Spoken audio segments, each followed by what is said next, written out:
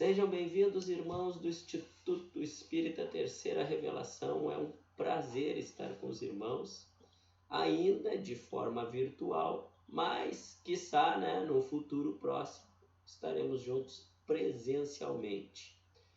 Pedimos a Deus, ao nosso Mestre Jesus, espiritualidade, que coordene esses trabalhos, que proteja, ilumine e auxilie a todos nós, cada um dos irmãos, seus lares e seus entes queridos. Nosso tema de hoje está em o Evangelho segundo o Espiritismo, no capítulo 17, Sede Perfeitos, é o título desse capítulo. Neste capítulo, Jesus nos convida a sermos perfeitos como é o Pai Celestial. Kardec e os espíritos superiores nos ensinam na sequência que essa perfeição será relativa, não seremos perfeitos como Deus, até porque Deus é único, mas Jesus usa dessa eloquência, faz um convite de tamanhas proporções para nos mostrar o quão alto pode ser os voos que nós podemos empreender, tanto na área do conhecimento, da inteligência, como na área dos sentimentos, na moralidade. E os espíritos superiores mostram que para que esse processo funcione, para que esse processo tenha êxito, nós precisamos substituir a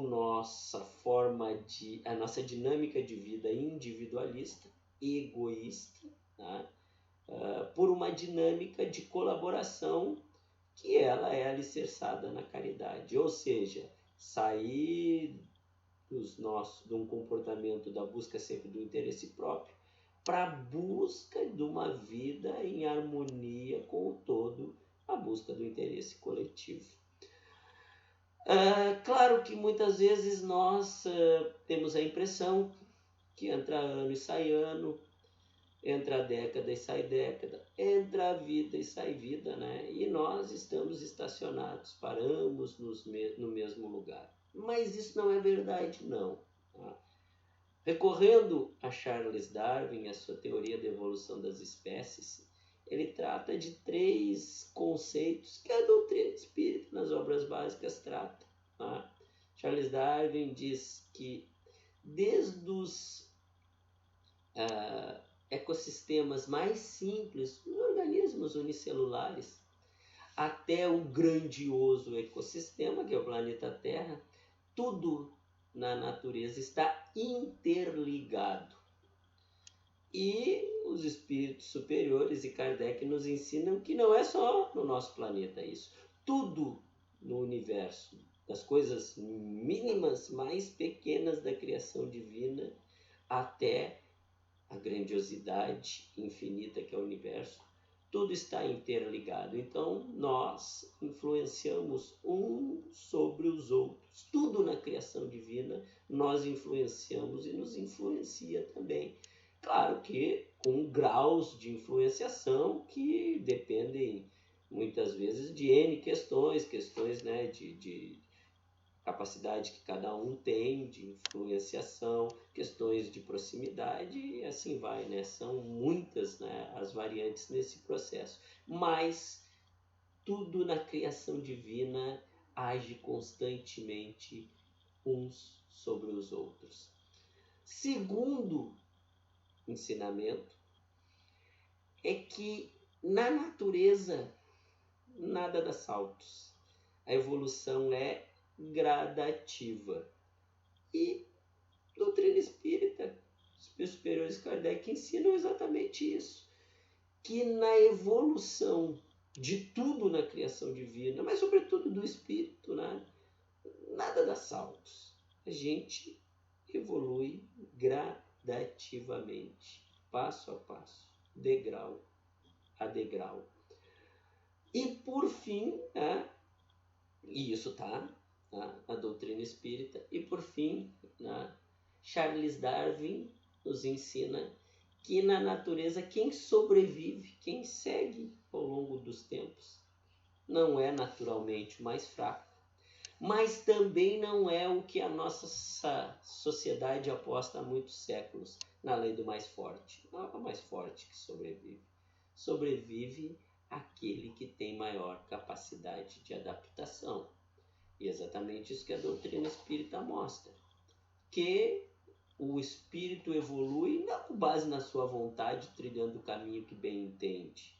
Também não evolui tendo questões extra sua vontade sendo-lhe impostas a todo momento. Não.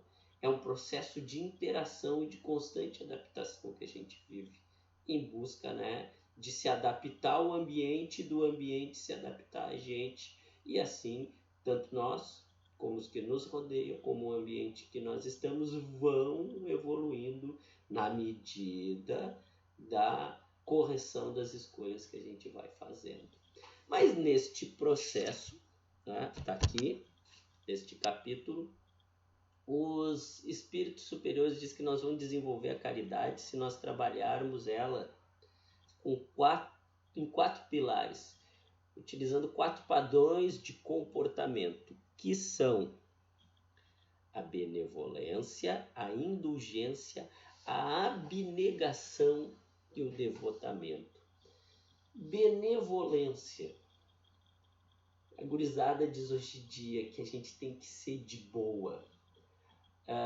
Joana de Ângeles diz que nós temos que entender, nós espíritos, que nós não vivemos mais naquele tempo em que tudo era dor e sofrimento, parte de um processo evolutivo, né, que era do seu tempo, que hoje nós temos meios de habitação, de saneamento, de comunicação, de transporte, sistemas sociais, políticos, econômicos, liberdade, né, de escolhas, que fazem com que a nossa vida não seja mais um fardo, uma via crucis, né, para fazer as mínimas coisas. Não, a grande maioria de nós no planeta Terra vive numa condição de conforto relativo, mesmo ainda existindo muita gente que passa necessidade,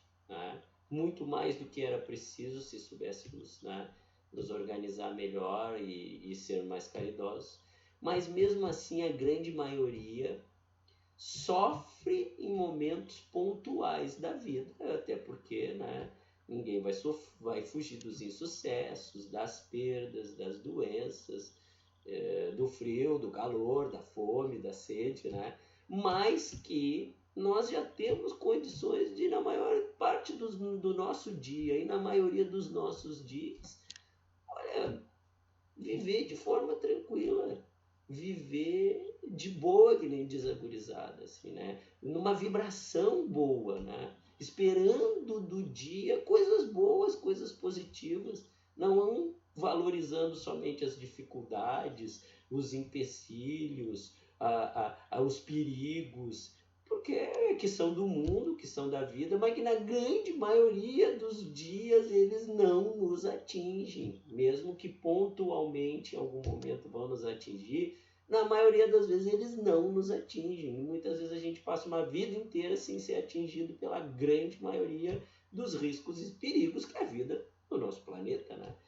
Então, Joana de Ângeles diz que a gente tem que considerar essa hipótese e viver a vida mais leve, com mais contentamento, com mais alegria, absorvendo as coisas boas que a vida nos traz. A indulgência. A indulgência é a capacidade de perdoar, né? De se perdoar, de perdoar o outro. Esse é um processo de cada um, né? Porque muitas vezes a gente precisa entender que nós não somos uma obra pronta. Que nós não somos ser perfeito, até porque Jesus, entre outras coisas, veio nos convidar para trilhar esse caminho, mas nós ainda não trilhamos. E nós somos aprendizes, somos estudantes, estamos num educandário. E o estudante precisa, muitas vezes, ir de encontro ao que não conhece, ir de encontro ao desconhecido. Só que isso muitas vezes gera medo, tira a gente da zona de conforto, nos coloca no mundo das incertezas. A gente tem que entender que o estudante ele precisa ser testado e muitas vezes as provas mostram os nossos erros, os nossos insucessos, indicam fracassos, mas que são naturais da construção desse processo. Ninguém ganha uma guerra na primeira batalha. Ninguém angaria o salário no primeiro dia de trabalho. É necessário trabalhar o mês inteiro. E então, muitas vezes, né, a gente vai passar, sim, pelo erro, pelo fracasso, pelo insucesso, porque só se constrói a vitória verdadeira dentro de um ciclo, muitas vezes passando por essas circunstâncias. Então, nós temos que viver a vida sem carregar um fardo além do que é o fardo de cada dia. E muitas vezes a gente se locomove, né, dentro do nosso dia, dentro de uma parte da nossa vida, carregando culpas, né, que não deveriam ser carregadas ou não deveriam ter tanto peso em nossas vidas. Claro que muitas vezes a gente comete erros grosseiros, erros gigantescos, mas mesmo esses erros nós precisamos superar, precisamos seguir adiante. E ao passo que esse é um processo que eu vivo, eu preciso entender, mas também eu preciso entender que o outro vive esse processo. Então, muitas vezes a gente valoriza, esquece, né, que nós gostamos de ser perdoados, mas nós precisamos também perdoar o outro, né? E por isso que a doutrina espírita ela indica que a gente faça o autoconhecimento, a reflexão dos nossos atos, né? Santo Agostinho nos dizia, né? A gente tem que, tá, é a última questão do Livro dos Espíritos, ele indica que a gente tem que fazer uma reflexão diária dos nossos atos, para ver o que a gente errou, o que precisa ser modificado. Joana de Ângeles vai adiante. E a doutrina espírita nos diz que nós precisamos minimizar o erro do outro e potencializar o nosso erro. Por que isso? Por que eu tenho que dar pouco peso para o erro do outro e muito peso para o meu erro? Sabe por quê? Porque o meu processo eu posso controlar. O processo do outro não. O processo do outro está na mão dele. Agora o meu processo está na minha mão, se eu quiser. E Joana de Ângeles diz que nós deveríamos ir além do que Santo Agostinho nos indicou. Nós já temos condição, Santo Agostinho indicou isso há mais de 150 anos. Eu vejo o quanto evoluiu a humanidade em todas as áreas do conhecimento.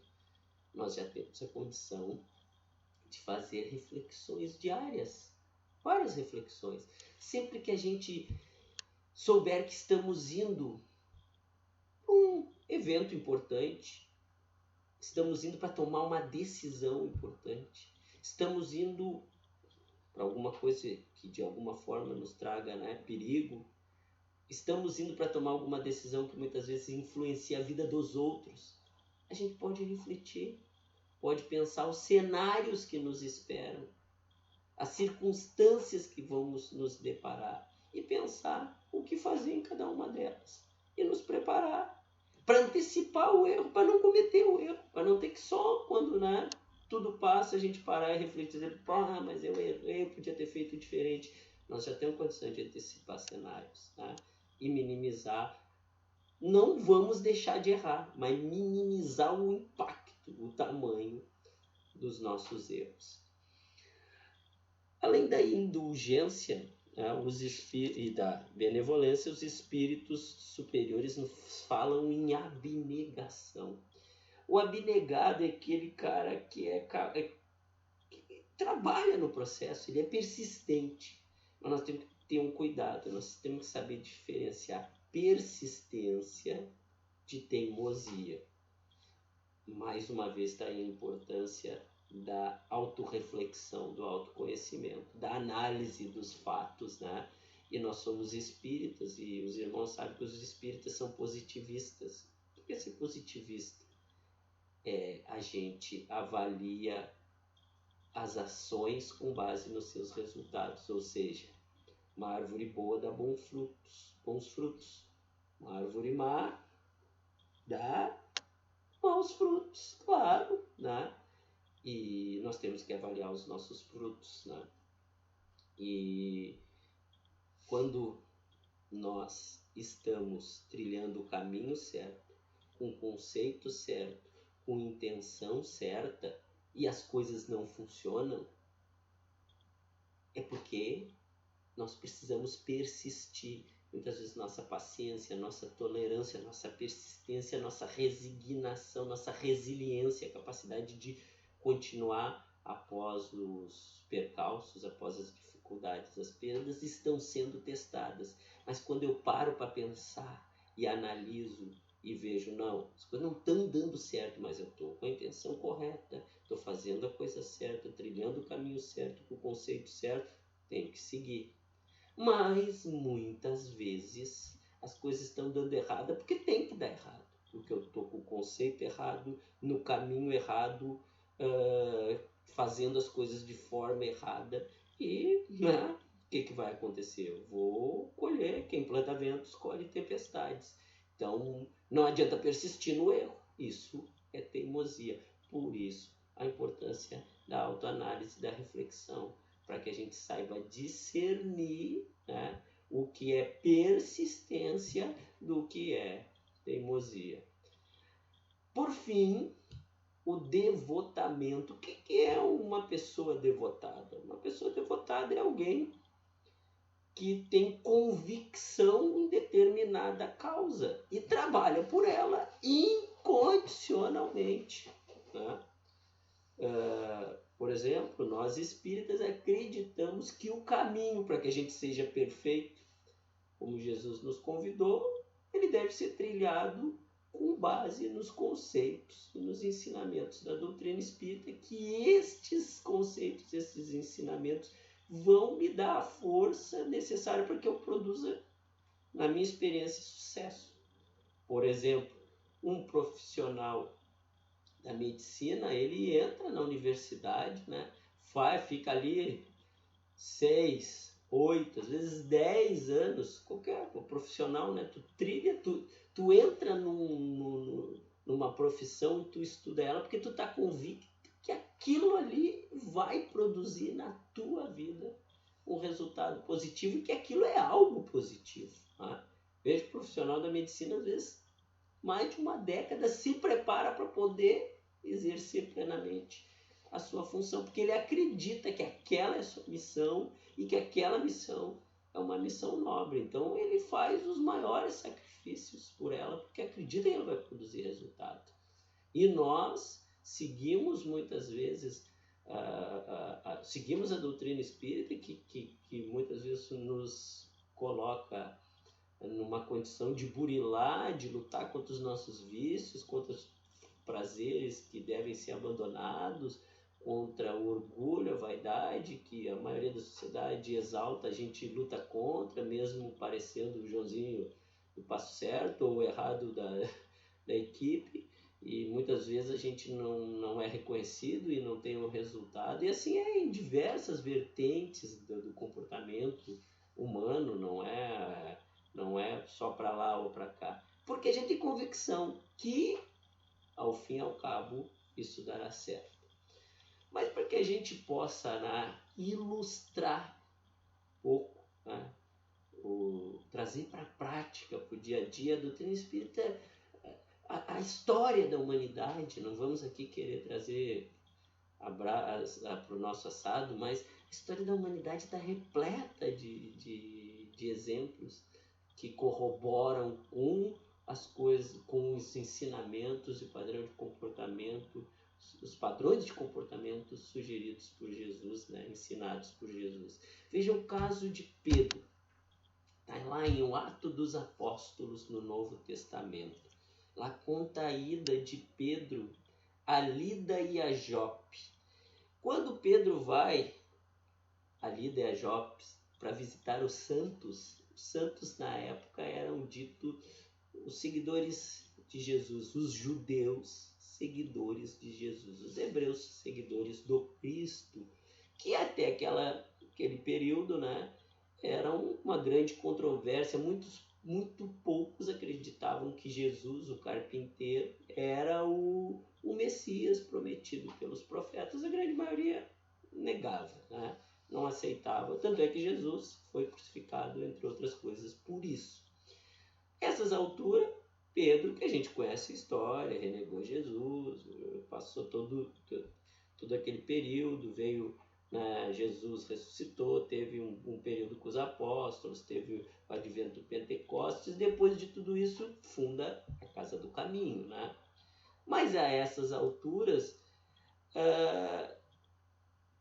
Gesiel já havia se juntado a eles, já havia se rebatizado por próprio Pedro como Estevão, né?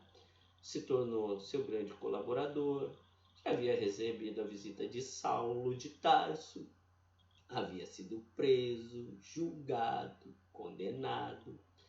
Pedro e os outros apóstolos também foram presos e julgados, só que pela intervenção de Gamaliel, que era o mentor, né, e do qual Saulo de Tarso iria substituir. Gamaliel, que a convite de Pedro, quando da prisão de Estevão, vai conhecer a Casa do Caminho e lá reconhece, né, que a Casa do Caminho estava fazendo um trabalho nobre e que o Sinédrio deveria ter feito, e há muito, pelas suas tradições que acabaram endurecendo os corações do povo hebreu, havia esquecido. Inclusive lá Gamaliel encontra um amigo, ex-companheiro de Sinédrio, que, né, ao ter contato a se tornar um rancenítico, que é leproso, como diziam na época, acabou sendo abandonado pela família e achou guarida na Casa do Caminho. E aquilo impressionou muito Gamaliel, a ponto de ele intervir junto a Saulo pela libertação dos 4, mas Saulo concorda em libertar Pedro e os outros 2 apóstolos, mas não concorda em libertar Estevão, que acaba sendo lapidado e perdendo a vida. Já havia passado tudo isso. Saulo de Tarso já havia se convertido em Paulo de Tarso, já com toda a desconfiança de Pedro e dos demais, e Pedro já estava na busca de disseminar os ensinamentos do Cristo. E quando ele vai a Lida e a Jope, primeiramente ele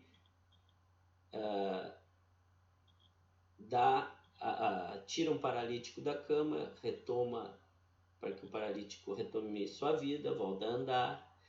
Chegando em Jope, ele ressuscita uma mulher muito temente a Deus, muito ligada, muito caridosa, mas que havia falecido. Ele a ressuscita e fica por ali durante algum tempo, hospedado na casa de Simão Curtidor.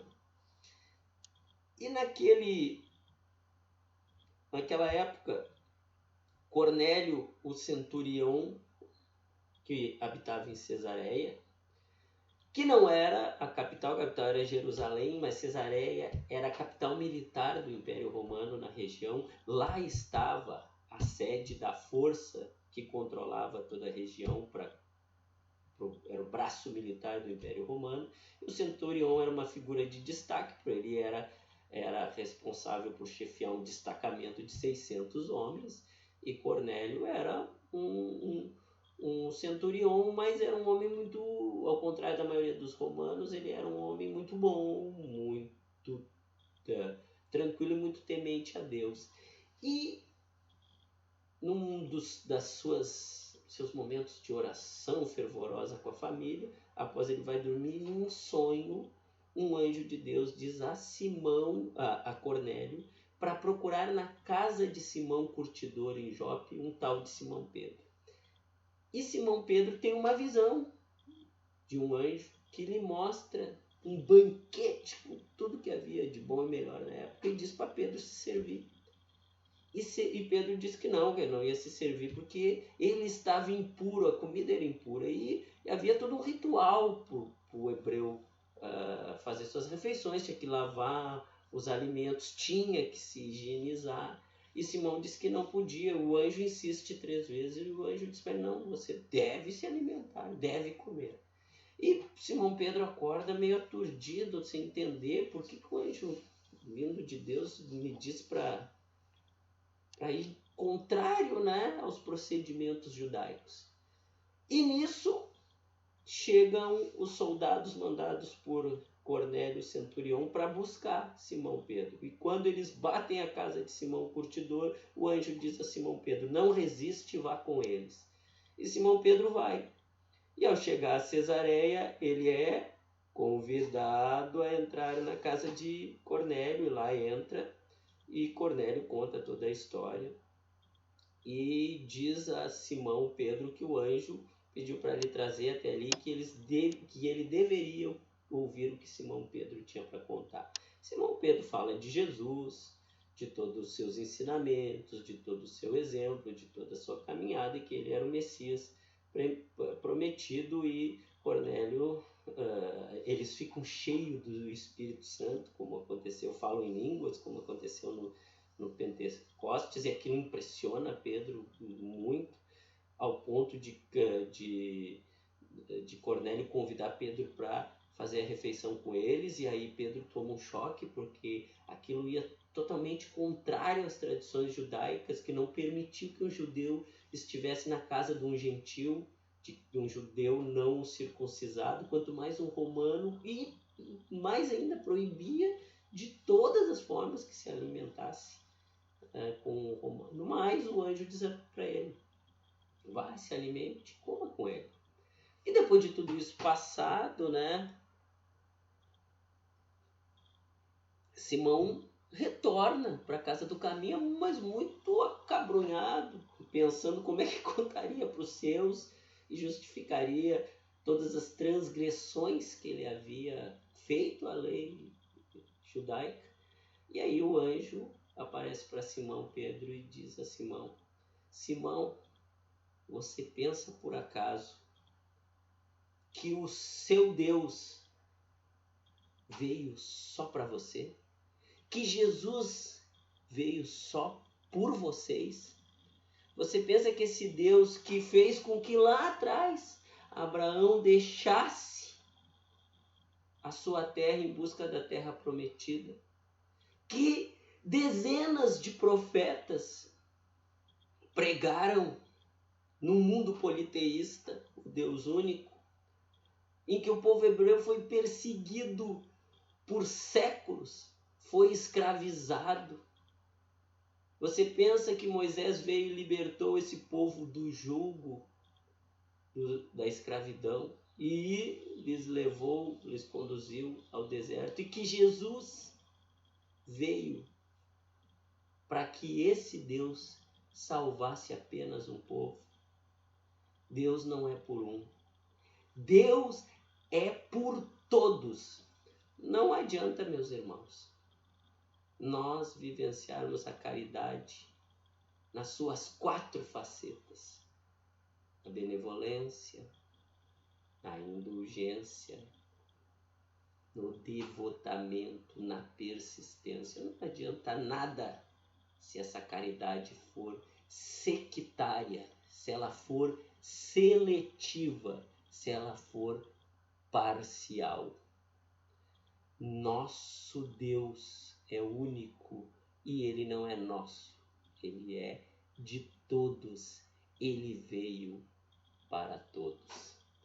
Nós estamos passando por um momento na história da humanidade em que cada um de nós tem que pensar quem eu quero ser depois que tudo isso passar, e que mundo eu quero ver depois que eu quero viver, né? Depois que tudo isso vai passar.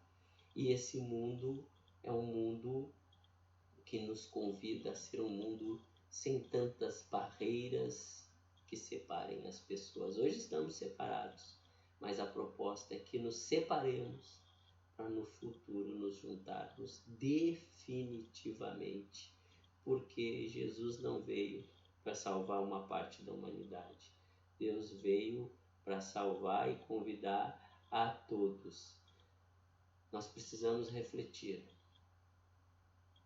quais comportamentos nós precisamos modificar e como vamos deixar um padrão individualista para um padrão de colaboração. Vamos deixar o orgulho e o egoísmo de lado e trabalhar com a caridade. Agora, seja como for, trilhe como trilhe esse caminho. Não trilhe com sectarismo, não trilhe com separatismo, não trilhe com seletividade. Nós precisamos amar a todos indistintamente. Esse é o convite que Jesus fez. E eu nem quis tocar, meus irmãos, na sequência desse capítulo, ele fala do homem de bem. E a gente sabe, né, que são várias as qualidades do homem de bem. Muitas vezes assustam a gente. Mas nós vamos chegar lá. Nós vamos ser grandiosos como está aqui. Eu convido os irmãos a ler como está aqui. Nós vamos ser tão grandes como está aqui. Mas nós precisamos, para chegar aqui, nos convencer a fazer como a primeira página deste capítulo nos fala, quando Jesus nos convida a sermos perfeitos. Nós trilharemos esse caminho com a caridade. Só assim nós estaremos de braços dados com Jesus e no caminho certo. Muito obrigado, espero a gente ter colaborado. Tudo está lá, capítulo 17. Eu falei só de um pedacinho desse capítulo, mas está lá. Muito mais amplo e grandioso o ensinamento que está nesse capítulo 17 do Evangelho segundo o Espiritismo, sede perfeitos. E a história de Pedro, sua viagem a Lida e a Jope, que acabou indo a Cesareia, que não estava programado, e lá ele acabou descobrindo que Jesus veio não por um povo, veio por todos, e ele alterou completamente o programa de divulgação dos ensinamentos do Cristo e se uniu definitivamente a Paulo de Tarso, que foi responsável por levar os gentios, os não-judeus, os ensinamentos do Cristo, e os demais apóstolos levaram aos santos, aqueles que seguiam o judaísmo, e fizeram com que tudo que Cristo nos ensinou chegasse até os dias de hoje. Está lá, Novo Testamento, os Atos dos Apóstolos. Um grande abraço para os irmãos e com certeza, espero, né, ainda esse ano estaremos presencialmente juntos. Até lá.